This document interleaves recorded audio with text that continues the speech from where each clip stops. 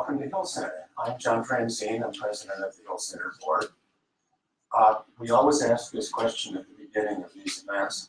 Are there any people here who have never been to Hill Center before? Okay, a few. Welcome to you. Hill Center at the Old Naval Hospital was originally a hospital for the Navy. Construction began in 1864 during the Civil War, commissioned by President Lincoln. And the hospital opened after the war was over, but it served sick and wounded sailors of the Union for another 4 decades. The hospital outgrew this building in 1906, moved downtown, and moved again in 1942 to Bethesda to become the Bethesda Naval Hospital. So that hospital started here. The building went through several lives after that. It was a medical training center for the Navy. It was an old sailors and soldiers home. It eventually became office and storage space for the DC government. But the place fell on hard times. It was neglected. It was hard to keep up. And it essentially became a derelict building until in 2002, a group of us here in the neighborhood who loved this building and wanted to see something done with it got wind of the fact that the city was going to put out a request for proposals for the renovation and reuse of this place for the community. And we put together a plan for what you see here today. Hill Center is a place for the arts, for lifelong learning, and for civic engagement, the kind of thing that we are participating in here this evening. Bill Kress is our Capitol Hill neighbor. He started this series over 5 years ago, I believe it is, and has become one of our most popular attractions here at Hill Center. He has been a wonderful supporter of this institution all these years, and we're very grateful for what he's done here. He will introduce our special guest, Senator Brown. Please welcome Bill Kress.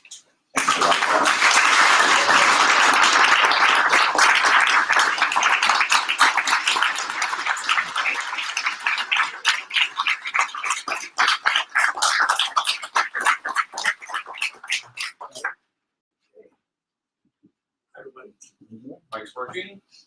All right. Good evening, everybody. Thanks so much for coming for a very special evening here at the Hill Center. As John mentioned, we roll along, try to do about one a month, but I want you to know that, there's so much going on with the holidays in December. We're going to give you the month off of December. But we will be back in January, on January 14. Mark your calendar if you haven't already. Get your tickets for Susan Rice, former National Security Advisor. There's a good book out called Tough Love. We are very honored tonight to welcome to the Hill Center a good friend, a former Hillite, resident of the Hill, not so long ago, a great progressive senator from Ohio, Senator Sherrod Brown. Senator, it's always good to see you. Bill tells me you're an erudite crowd that reads all the time. Who knew? So I like that. And the senator has a new book out, a great new book. It's a wonderful read, great stories, not only about, well, first of all, it's called Desk 88. What's unique about the book, it's about 8 senators who shared Desk 88, which is Senator Brown's desk on the floor of the U.S. Senate. And so it's not only his story, but their story as well. It's just out November 5. And East City Books is here with copies of the book, which the Senator will be glad to sign for you just down the hall here when we finish our conversation.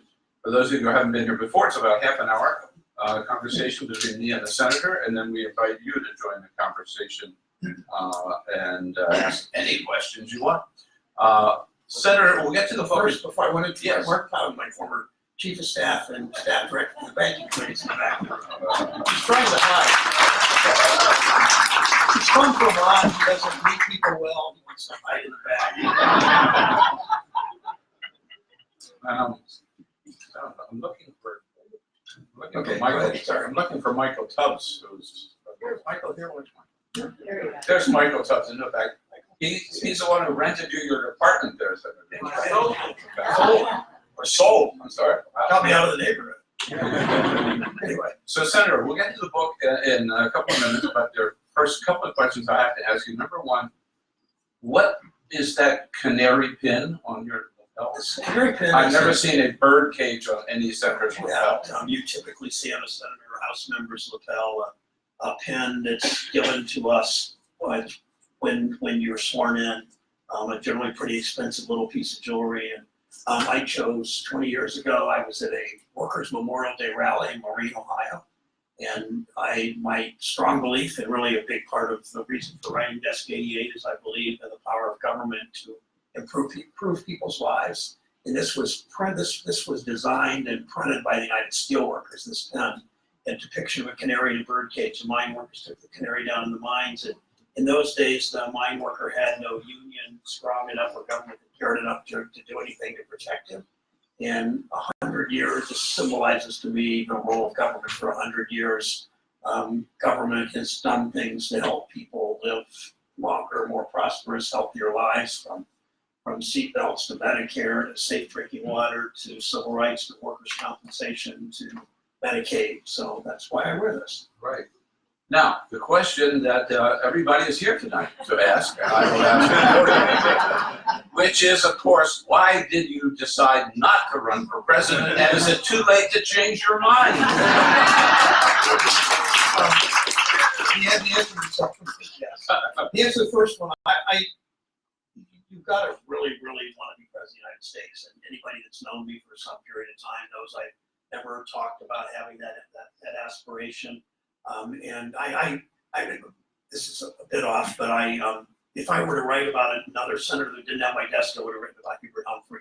Partly because he was so successful in the Senate, and he had the latter part of his career that is, we judge him a little more harshly, but partly he could do that because he brought, they called him the happy warrior, and he brought a joy to politics, to being in the Senate, to running for office. And I tried for a couple months. I did the Color Dignity and Work Tour, went to the 4 early states, and I just didn't think I could be a good enough candidate and have the joy of doing, because I just didn't have the joyfulness, because I didn't really, really want to be president. And when you see and maybe my wife's book publisher says no whining on the yacht. I'm not complaining about doing this, but I just can't imagine wanting to go through that when I didn't really, really want to be president. So that's the answer. But you're progressive, you are a champion of the middle class, you're a great campaign, you've proven that. You can win in Ohio. Isn't it the perfect definition of the perfect candidate for Democrats in 2020? Other than the name Michelle Obama, I don't know. I don't know. I mean, I didn't calculate. If there's a crowded field, nobody's chances of getting the nomination at the beginning are more than 5 or 10%, almost by mathematical definition. But we saw a path. You get the nomination I would have been one of the most progressive on the stage. I got an F in the NRA in my lifetime. I voted against the Iraq War. I was for marriage equality 20 years ago.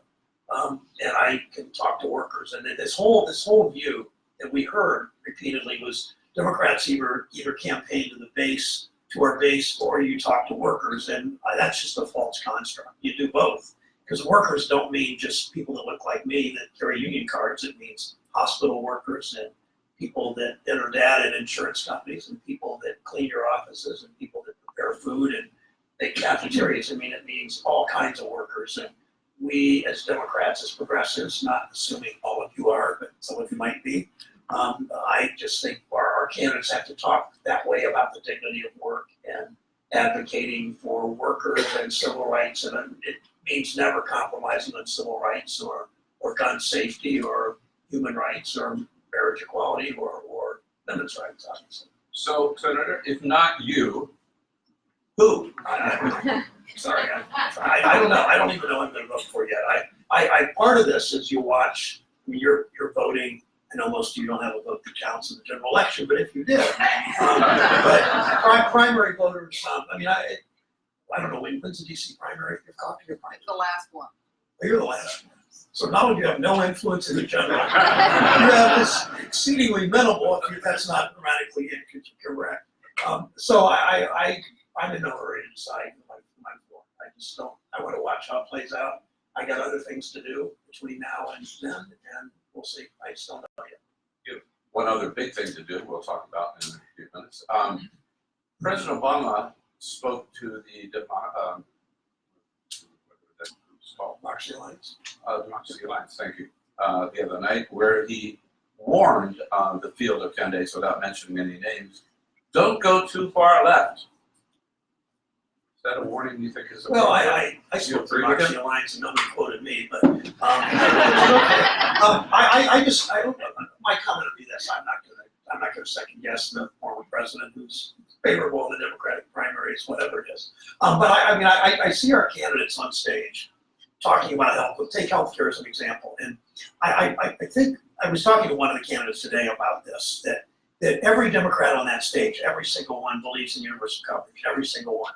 They believe they have different paths to get there and different speeds at which to go to get there, right? The Republicans, Trump, the Republicans have spent years, that Trump has spent 2 years, both in the Senate and the House and in the courts, trying to get rid of the Affordable Care Act. And Democrats ought to be talking about the contrast. We're all for universal coverage, whether it's Bernie or whether it's Michael Bennet or whether it's Amy Klobuchar. We're for universal coverage. They want to take it away in my state. I teamed up with Governor Kasich, with whom I agree on nothing except Medicaid expansion. We 900,000 more people just in one state, my state, have insurance than before the Affordable Care Act. 1 million seniors in Ohio have all kinds of new services. 100,000 25-year-olds in parents' plan. 2 million Ohioans have pre-existing condition. We need to talk about the differences and the contrast, because we totally win on health insurance on the issue, and it will elect Democrats as it did in 2018 if we learn how to talk about it. I understand the candidates for president. It's easy for me to say I'm not in the arena, but the candidates for president, if they all start talking about the contrast between us and them, it would change it. But you were right in the middle, of course, of the fight for Obamacare, as you discuss in your book. And some of the issues that they're dealing with today, you dealt with then. For example, the issue of being able to keep your private insurance. I mean, one big difference between in the primary is Medicare for all, kind of whether you like it or not, or Medicare for all if you want it. Well, I talked to the New York Times today about this, about healthcare, and I'm not going to I didn't get sucked in there, and I'm not going to get sucked in by Bill Press about saying that, what about private insurance? The fact is that if you want to go back to the ACA, I was part of a small group of progressive senators that negotiated with more moderate senators, and we had in the bill voluntary Medicare buy-in at 55. We had it in the bill. It was ready to go. And about the only one of my colleagues who I talked pretty negatively about here was Joe Lieberman. And Joe Lieberman said he just couldn't, in good conscience, support Medicare at 55, even though he had campaigned on it, even though he had talked about it when he was on the ticket, and even though he had committed to voting for it, and he changed his mind. If we had had Medicare at 55 voluntary buy-in in 2009, early 2010, 2010 wouldn't have been the kind of terrible year for Democrats. But they talked about death panels, and if we could have argued, the person when I run for office, I try to campaign through the eyes of workers, a broad swath of workers. And if we could have talked to the 58-year-old woman of color or the 62-year-old steel worker who was laid off and couldn't find insurance because nobody would insure them and they didn't have any money, if they could have bought into Medicare at 58 or 62 voluntarily, it would have changed everything. It would have changed the electorate. We would have won, and we would have Medicare at 55 voluntary, and over time we would have Medicare for all. I mean, that's a good goal, but politically, I won't even get into that. But you understand that, right? In fact, as you pointed out, though, maybe you shouldn't have been too surprised because Joe Lieberman is, after all, the senator from Hartford. Yes, those words have crossed my lips before. Are you at all concerned about Joe Biden's performance? Concerned, what does that mean? That, let's say, He his can't carry performance it. on the debate may be No, I a think bit that- uneven. Biden has stumbled. They've all stumbled. Elizabeth has had problems on healthcare. She has clearly run a very good campaign, probably the best. Some of them can't get traction. I thought Cory Booker would be doing much better. I don't exactly know what's happened. That his poll numbers can't get even close to double digits. I think Biden, if Biden gets through the primaries, he will show himself to be ready for the general. And that's sort of my standard. I really don't have much interest in talking about individual candidates, partly because I know them, partly because I just don't want to, no matter how you try, Bill. But I think that if Biden, any of the candidates, they can show they get through a really tough primary, 18 months, 20 months, whatever, well, so the primary, 18 months till the convention from the time any of them started, they can get through that and hold their composure and hold their principles and sell the public and win bruising primaries against people whom they mostly like personally, then they'll be ready for the nomination. So I think if Biden can get through it, whether he can, we'll see, then they'll be ready to take on Trump. So final question on the 2020 is looking ahead.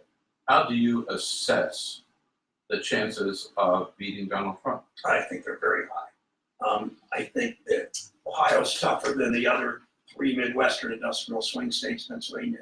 Some of you don't consider Pennsylvania's Midwestern to me, it's Eastern also. I mean, Erie, Pennsylvania looks more like Cleveland and Youngstown. Pittsburgh does. But anyway, Pennsylvania, Wisconsin, Michigan are 7 points better than Ohio in the last election. So the chances are higher there. We absolutely can compete in Ohio. And it's all about making the contrast. If Democrats talk about the dignity of work and talk about workers and their lives, and they make the contrast with the betrayal every day by this president of workers and consumers, and women and people of color, that the word betrayal will come up over and over and over again. And you know, Trump's betrayed workers in the Middle West, just like he's betrayed our allies in the Middle East. And we win making that distinction. Again, making the contrast, because in whose side are you on? And Trump, we lost 4,500 people in Lordstown, a UAW auto plant near Youngstown, and Trump did nothing. And we will talk about that over and over and over and over. Right. You just won, you're one of the most targeted senators the last time around, and we won re-election. As you look out over your colleagues who are up this time in 2020, any chance the Democrats can take back the Senate? Yeah, we have one really hard race incumbent, Doug Jones, Gary Peters, Gene Shaheen. I'm helping a lot, but I don't worry about Michigan and New Hampshire for them because they're both skilled. And Gene, as you know, was the first woman ever to be governor and senator of the same state or of a state. And the second one was the other senator from New Hampshire. And Gene has had such an imprint on that Democratic Party in that state overall. So those are the only, but those two will win. Doug Jones is the toughest. I think, he's got a very good chance to win. It could be Roy Moore again. It could be Jeff Sessions. It could be, who knows. It's going to be fun to watch Jeff Sessions, who's trying to get close to Trump. While his Republican opponents are going to run ads of Trump ripping into Jeff Sessions. It's just entertainment. But we're going to win Colorado. We have a very good shot in Maine now, and in Arizona. Increasingly good chance in Iowa. If they nominate the wrong person in Kansas, the same person they nominate for governor, we can win Kansas. That would be probably the only way. North Carolina, the most unpopular, I think the three most unpopular Republicans right now in the Senate by polling are Collins in Maine, and she earned it with the Kavanaugh vote, as you know. And North Carolina, Tom Tillis, who one day he's kind of turned on Trump a little bit and got slapped, and now he's like totally in Trump's pocket. They all are. They had some kind of spinal removal surgery. And then the third one's McConnell, who's unpopular. It's hard to think we can beat McConnell. We have a good candidate. It's raised a lot of money. And then there are 2 Georgia seats, and we've not had yet as much success finding the right candidates there, but there's still some time. So you feel good about the chances? I think that one of the things I write about in the book is I write about the progressive eras, a little bit about Wilson, although Wilson himself was a pretty racist character. but there are a lot of progressives of the progressive era that the ones I write much more about because these 8 senators lived during them or served during them was 30, 33, 4, 5, and 6, and then 64, 5, and 6. And we're sort of due one. Another progressive era it was sort of truncated in the Obama years with the Affordable Care Act and Dodd-Frank, but the 2010 election so decisively ended that I think 2020 the planets can align. And the first quote in the book is my favorite Dr. King quote. It's that progress never rolls in on the wheels of progress never comes. It rolls in on the wheels of inevitability. That this stuff is this progressive era in 2021 for 3 or 4 years is hardly inevitable, but we make it so. So before we get to the book, one more thing. You have a distinct honor soon. You will be sitting as one of a jury, most likely, to be sitting as one of a jury of 100 in the trial of Donald J. Trump. Do you go into, what is your feeling about that? I mean, this is history in the making.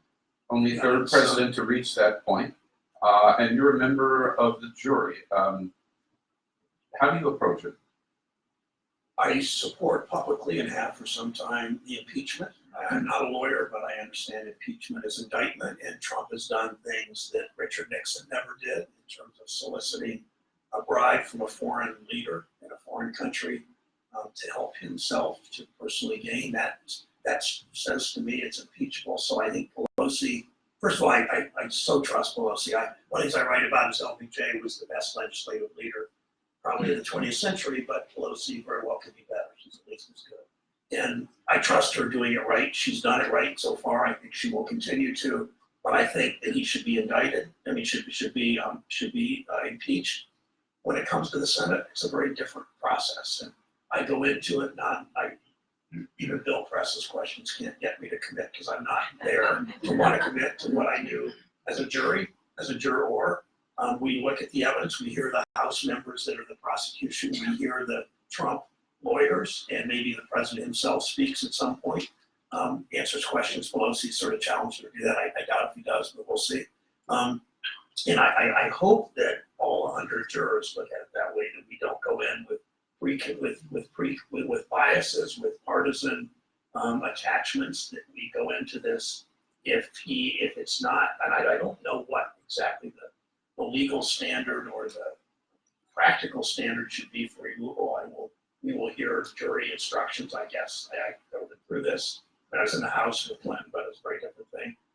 But I assume from John Roberts in tradition in the discussions between McConnell and Schumer, and we will have a standard by which to judge. And I hope all my 99 colleagues all judge based on that. Has he committed a crime, a high crime, a misdemeanor that reaches the threshold of removal, and make that decision with judging the evidence only. And I would hope that some of your Republican Senate colleagues have. And so far, many have shown they don't have an open mind and won't. I would hope better than I don't expect. There are some that I would have some. I mean, it's hard to predict to be removed, but I also think that more is coming. On the book, and again, I have to say it's a great read. It reminded me a lot of Profiles in Courage, Kennedy's book about fellow senators. But you narrowed it down, choosing your senators, to those who sat in the same desk 88, which begs the question about you get to pick your own desk. When you pick your own desk, How? Well, freshmen choose last on everything, last on our offices, last on our committees, and last on desks. There were 10 desks left for that year, 2007. There were 9 Democrats and Bob Corker, and most of us outlasted Bob Corker, so let's not like about that. But anyway, so the 10 of us sort of scurried around the Senate floor, and I realized I wasn't sitting behind a post at RFK Stadium. It was like these awkward seats, and so I did something that I just kind of did. Some of the seniors in our member told us that senators, sort of like junior high, carved their names in their desk drawers. And so I started pulling out desk drawers, and I saw it said Ribicoff, Connecticut, McGovern, South Dakota, it said Hugo Black, and then it said just Kennedy. And Senator Kennedy, Edward Kennedy, sat several desks. So I said, Ted, here a second, would he walks over and I pulled the desk out. I said, "See this?" He said, "Yeah." I said, "Which brother's this?" And he said, "Well, it's got to be Bobby's. I have Jack's." So I thought, well, I can see it before I do. But, so I looked at it and immediately said, "I want this desk." Mark remembers that. And so, and Wendy, whom I didn't see sitting there, sorry, Wendy. And so I then, Connie, my wife is a Pulitzer Prize winner, one of the best writers in the country. And she knew I liked history, so she went on eBay and bought about 10 out-of-print books about the Senate, senators individually and Senate generally, and paid about $3 each because nobody was reading these out-of-print books. And I started reading them. I ended up, as you'll see in the bibliography, I read about 160 books and interviewed about 100 people about this, and took 11 years to write it. And I thought it was done about 5 years ago. And Connie looked at it and said, "There's a historian can write about these 8 senators. You gotta put your perspective and you in it." So then I did 8 senators' biographies, and after each one, I just did a thoughts from Desk 88 and wrote about generally taking from something that senator did or that time, and then wrote about it from T.F. Green. C.F. Green chapter I wrote about Social Security and how it started. That kind of. Right. So just so you know, I just want to read the names of the 8 senators that you chose to write about. Hugo Black of Alabama, Theodore Francis Green of Rhode Island, Glenn Taylor of Idaho, probably the most colorful senator ever. We'll find out.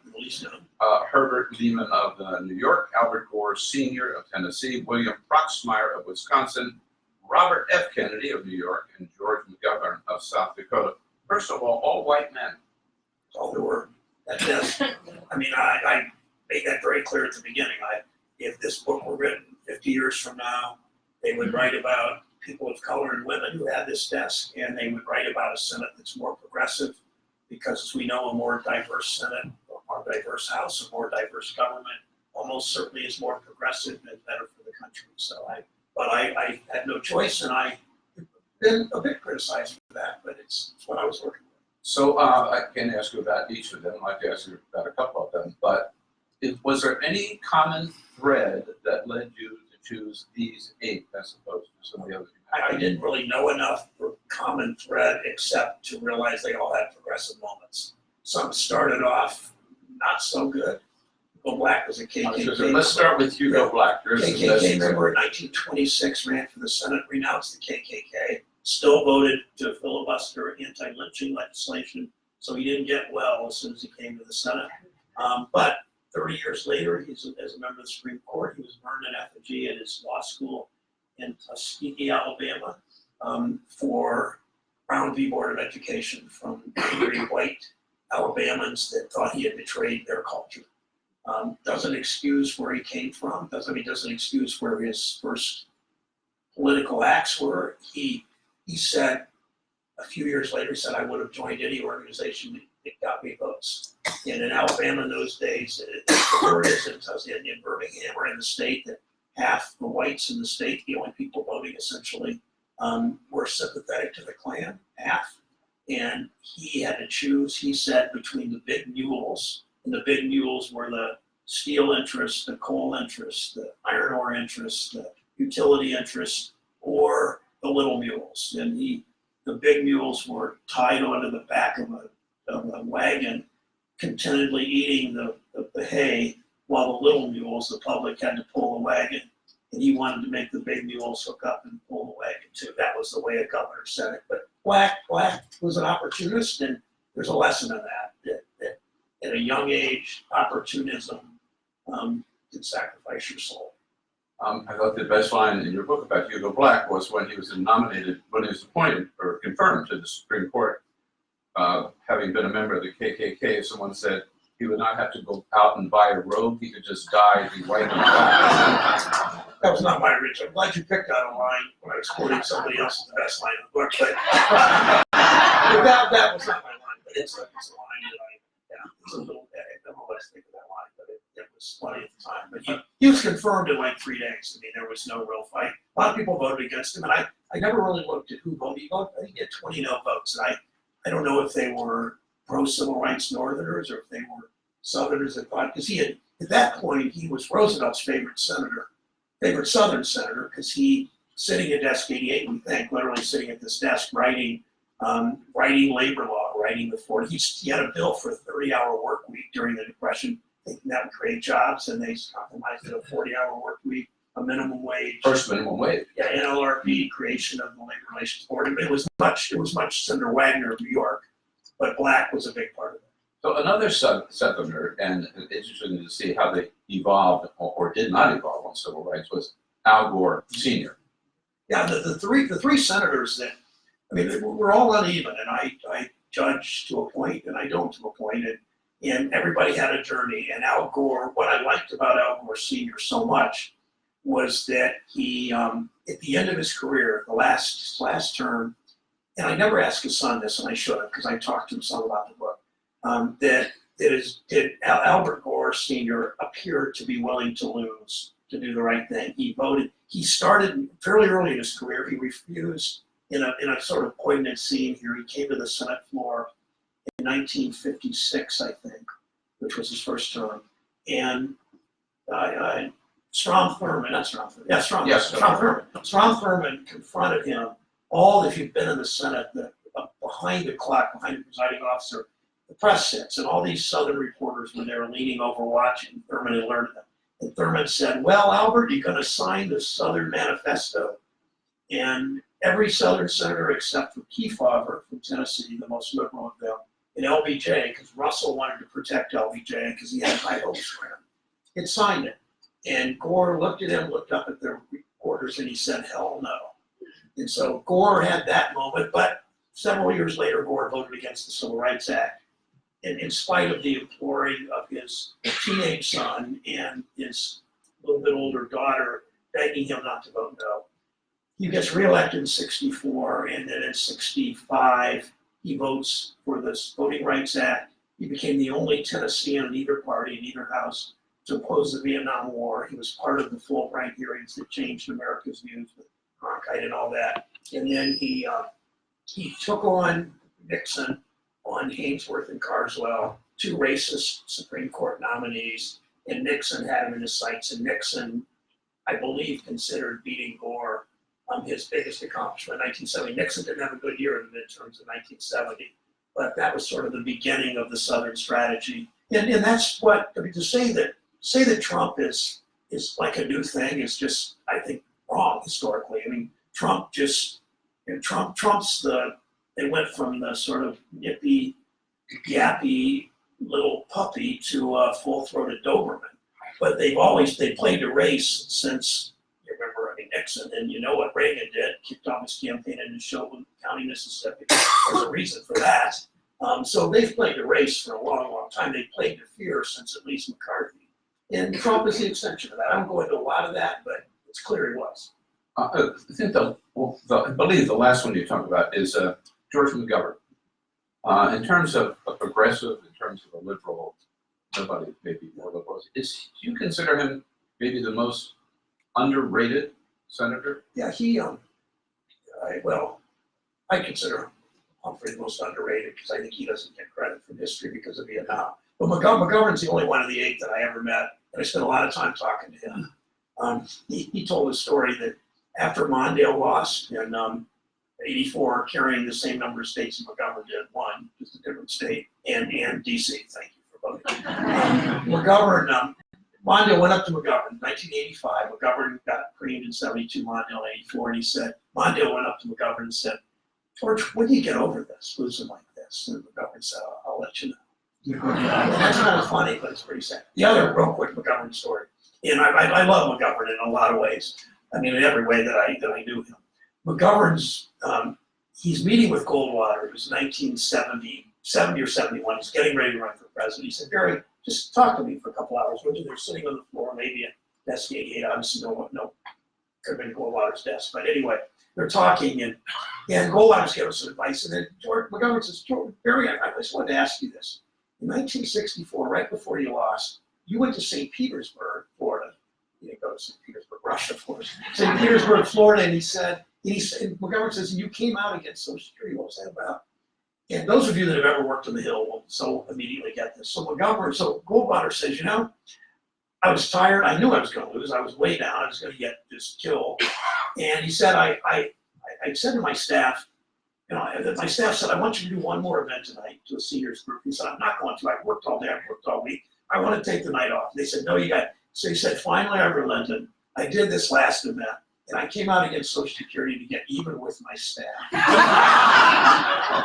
I mean, the governor told me that story. And it's just like, any of you, most of you know enough about the Hill, you totally get that. But the last story, McGovern did something that, when McGovern met, McGovern was a former congressman at this point, had worked on the Food for Peace issue with Dole. And McGovern was working for JFK after McGovern ran for the Senate and lost, and then later was elected. And he went to Rome and he met with the Pope and John the 23rd, whom we all, at least some of us think was the greatest Pope. And John the 23rd said to McGovern, Mr. McGovern, when you meet your maker, and he asks you if you fed the poor, if you fed the hungry and the poor, you can say yes. And McGovern went on to write the McGovern-Dole feeding program, I don't know the exact title, I'm sorry. And that program, that bill provides a hot meal to millions of children in the third world developing world. Connie and I went to Haiti and saw them do that one time. And so to sort of conclude that story, McGovern, I was presiding my first year in the Senate, 2 or 3 in the Senate, whatever it was. And the pages all sit up front, you may remember. McGovern walks in the back of the hall. And I said 5 or 6 pages, you know who that is? And they said, no. And I said, his name's George McGovern, you know, ever heard? Never heard of him. And I thought, there's a Marcus Aurelius, Marcus Aurelius talks about that we all turn into dust and we're all forgotten. Well, McGovern was already forgotten, but these kids get these meals once a day, these hot meals because of him. That's public service. Yeah. If I may, please, I just wanted to quote also from your book where George McGovern, the other story I loved that you told about him is that he spoke to the Gridiron Dinner shortly after that campaign. And where he said at the Gridiron Dinner, ever since I was a young man, I wanted to run for the presidency in the worst possible way. And I did.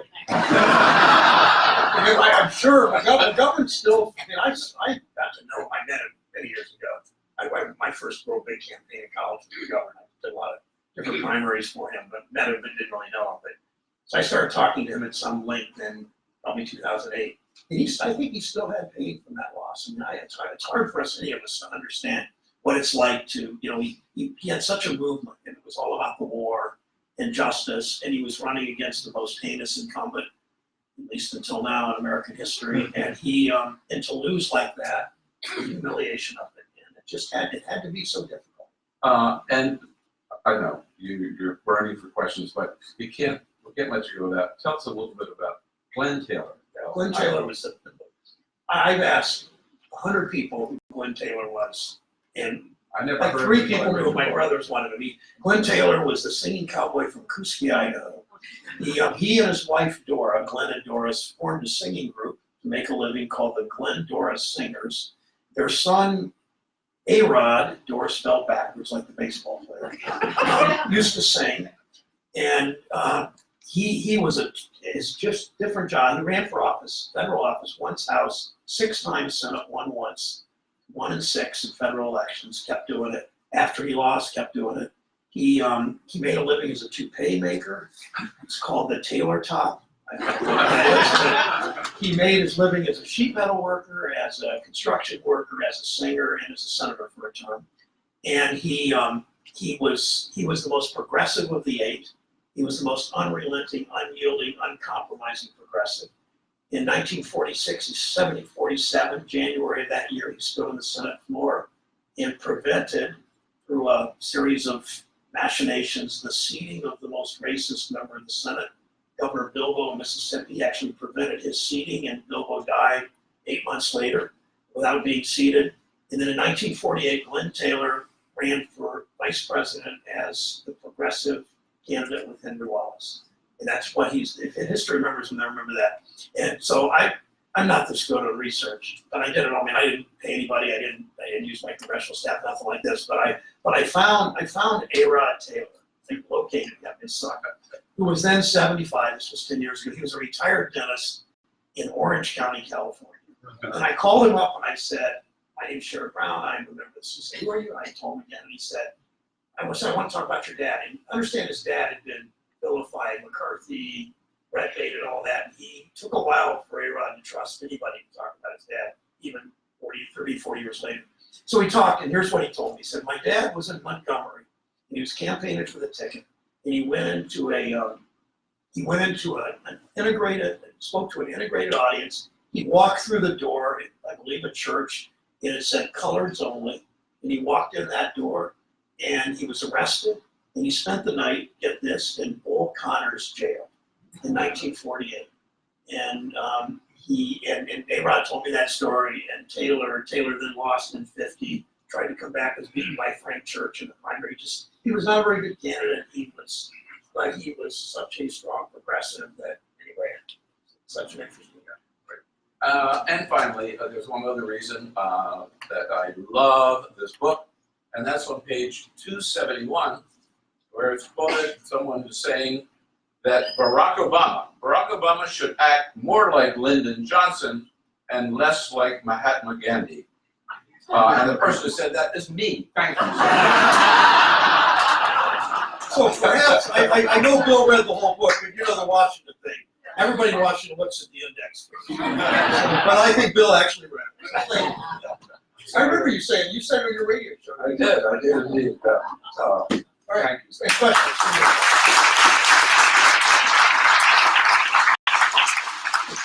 Laura has a mic here, and Megan has a mic there. Please speak into the mic your question.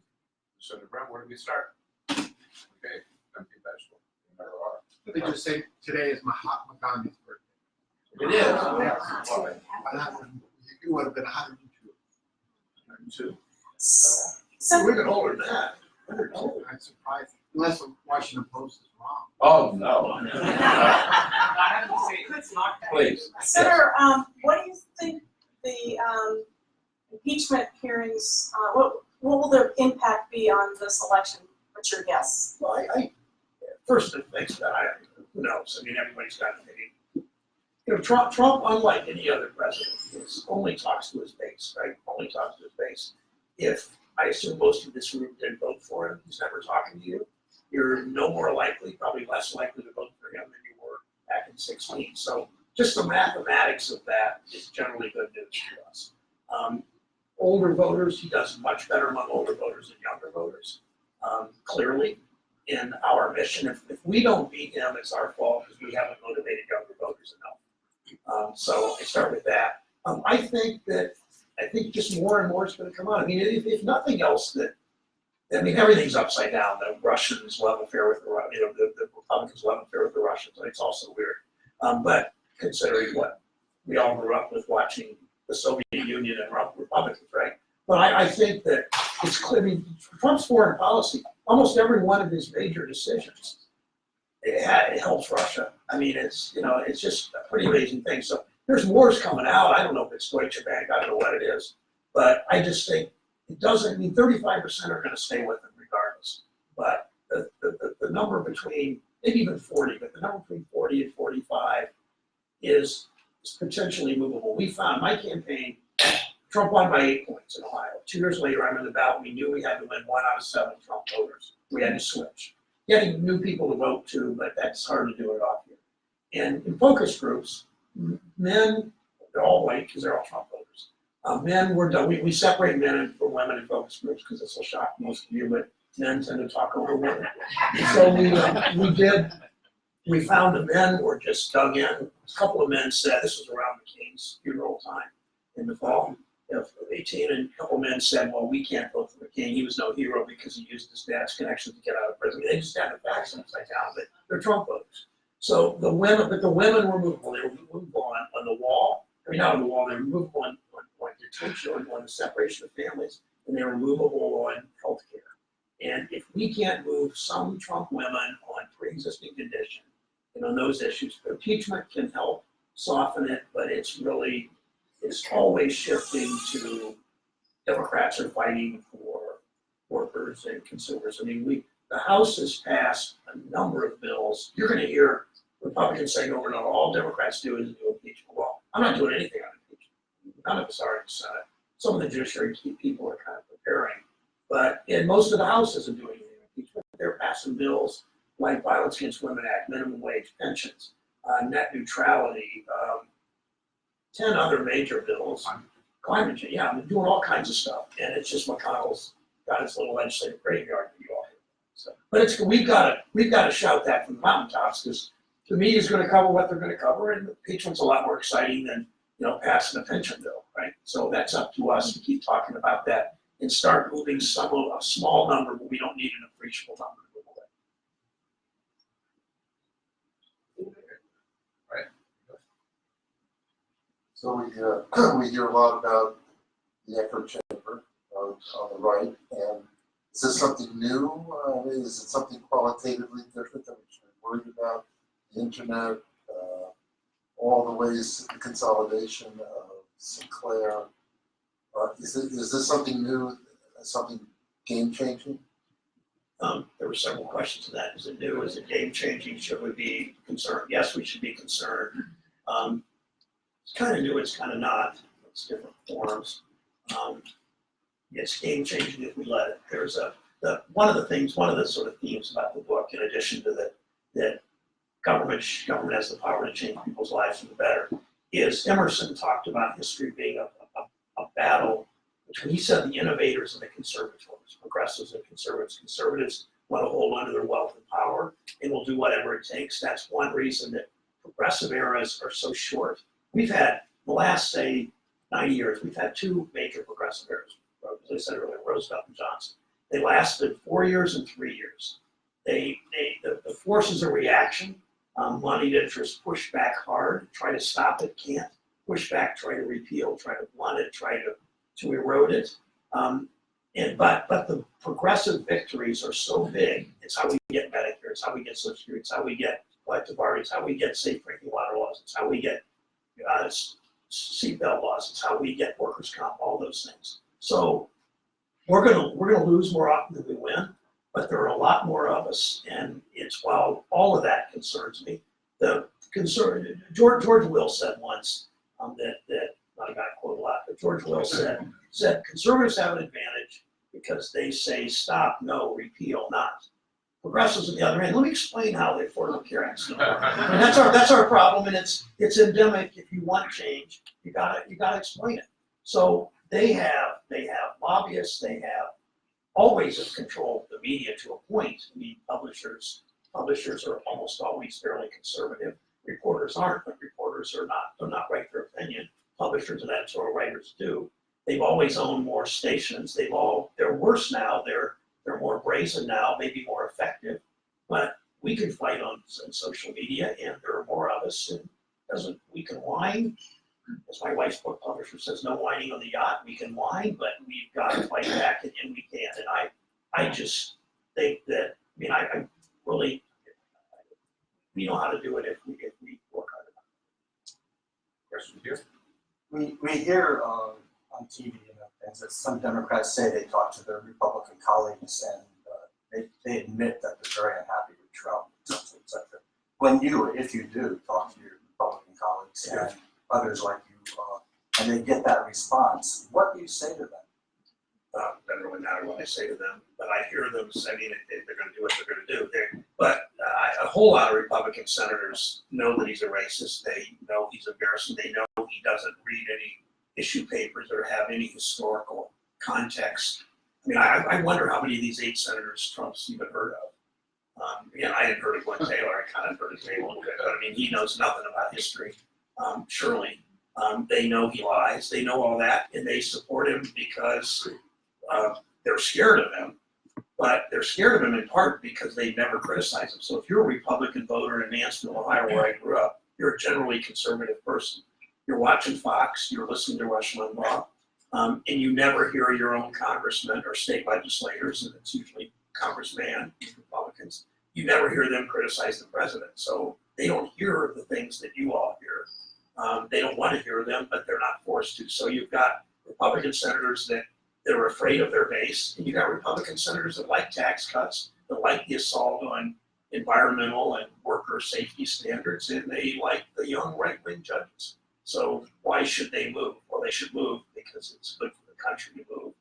And they're getting a little more scared. I gotta think Cory Gardner and Martha McSally and Susan Collins are increasingly worried, and Tom Tillis, and happened with Dean Eller in Nevada last year. He didn't know which side, he didn't want to be with Trump, and he didn't want to be against Trump, and his voters sort of sensed, who the hell are you? And we've got to make that happen next year to them. But they're spineless. They're not representing what they say they used to believe. But they're a party that's been so brought into race and all the things they've done over the last 30 years. This is sort of the culmination of it. Are they concerned at all about what has happened to the Republican Party that they joined and once? I think they are. They don't go deep with most Democrats. I don't really. The discussion stopped at some point before that. But I know when all kinds of issues Trump is a pretty orthodox right-wing Republican in everything except, really everything except trade. And trade, he's all over the place. He doesn't really know where and when he thinks tariffs are trade policy when they're really just a tool to get to a trade policy, but that's way too complicated. So they do see him continuing Republican traditions on a whole lot of issues. Back here, yes. So I'm not an avid consumer of news. It started earlier this year. I have a hard time listening to President Trump speak. It's embarrassing or it's enraging. And then when I would watch the news, everything except Fox would do nothing but repeat what Trump had said. So you said a moment ago that to do this in 2020, we have to speak about all of the successes that the Democrats had. Is there any group that's saying, let's sing those praises instead of just responding to the next tweet? Well, that's a really good point. You see all these, the fact that Trump gets this much airtime, the airtime he got in 2016 from all kinds of shows, I don't even know how to answer that. It's really, the news, but it's up to us as Democrats, as progressives, as people who care about this country and going in a different direction. It's up to us to just say it over and over in the media. We'll have some successes and failures, but you're so right about your diagnosis. That's so much what happened. And Trump's, he's some sense he's ignorant for sure. In some sense he's not very smart, but he was smart enough to launch a successful coup d'etat. Think about it, that he figured out. Someone said to me, Tammy Baldwin said this, and I think she was quoting somebody else, but she said, Trump thinks with his mouth. And that's not unkind. He speaks and he sees the audience reaction and he adjusts. He was surprised, they say, when people responded to the wall that way.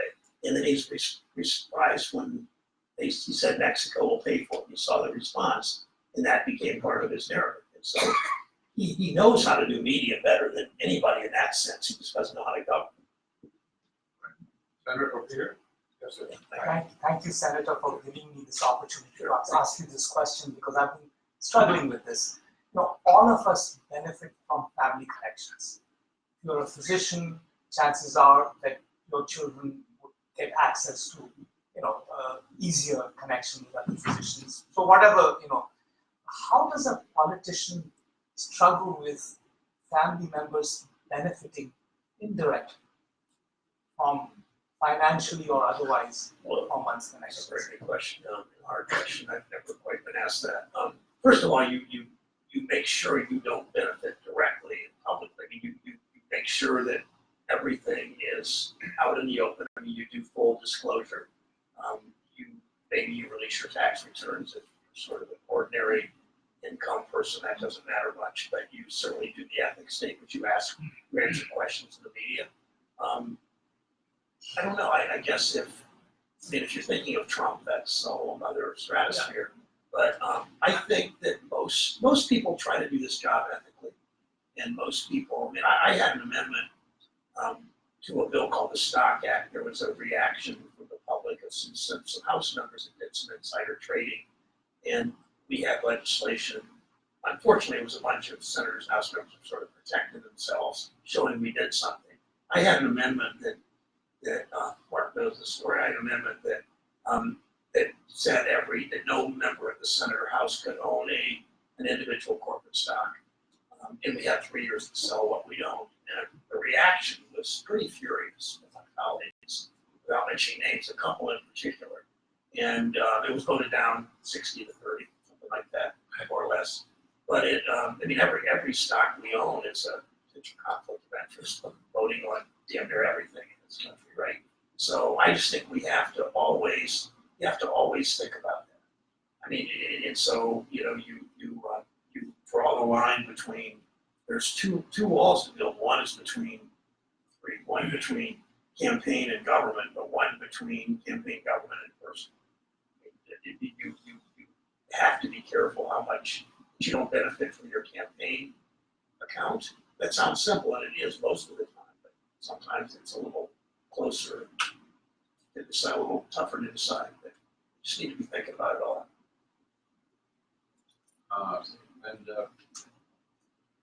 Back to Just a quick question. Have you put your mark on your desk yet?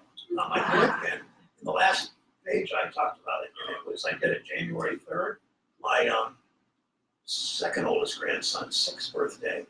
And we went into the cloakroom. The cloakroom is considered, for purposes of Senate tradition, part of the floor. And you can't take pictures there, we're told, and we unfortunately lived by the rules and didn't take pictures. I wish we had. But anyway, walked into the cloakroom. We knew we were going to do it with 6 of our 7 grandchildren and my kids and my wife. And the sergeant, the Senate curator, knew I was coming, and she had taken the desk out of the drawer, had on blue hospital gloves, thinking that this was a sacred thing. She shouldn't personally touch it. Put it down on the table in the cloakroom. And she, like a knife, fork, and spoon, she arranged a pencil, then an awl, an AWL, which is a cutting tool, and a black Sharpie. And I then penciled in, and then carved, and then blackened in. My grandkids enjoyed the ride over in the subway more than they did watching their dad carve a piece of, grandfather carving a piece of furniture. But so we have at the front of the book, we have a picture, not a particularly good one, because it's just hard to photograph that in the Senate. It's not especially helpful, those things, of the desk. And you can see, they told me where they wanted me to sign. They wanted me to start a new row. Most senators just pull the desk out. Almost all the senators were at the south, at the bottom of the desk, because senators would pull it out a few inches and just sign or carve it in. And she had taken it out, put it down. She said, start a column up here. And so I did Sherrod Brown Ohio. It was pretty fun. I didn't want to do it. The book took 10 or 11 years, I told you, and I didn't want to do it until I was done with the book. I think we're about out of time, but if I can ask one question on foreign relations. I think the Senate just passed the bill today in support of the Hong Kong protesters.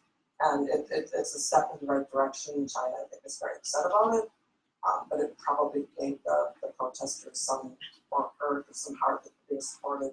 Is there any contemplation of stronger measures in support of them? I think there's contemplation. I don't know yet what will be next. I think we're going to talk to people whom we trust to think that through and see what's next. Trump has been, there were 2 resolutions that they paint a pretty clear picture of Trump's view of sort of real politics, Kissinger or George Orwell, whoever said real politics. And that is the Armenia genocide resolution and the Hong Kong resolution. And Trump clearly opposed both. I don't know how active he was in opposing, but because he didn't want to upset the Turks, his new best friend, to whom he showered many gifts, lately, unfortunately, with human lives. And he didn't want to upset the Chinese. And so that's the way he operates. That's what we've seen in him. And I don't know if we can get Republicans to do anything stronger, or if Trump will pull their chain. That's really the question. Thank you. Thank you all for your questions. Thank you again, Senator, for your time. Senator.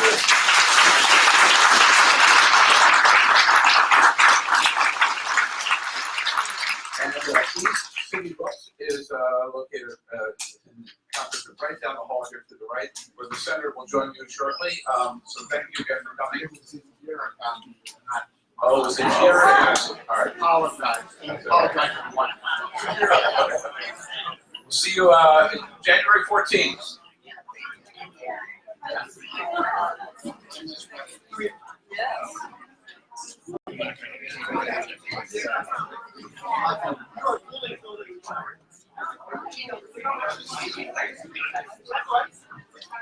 Well,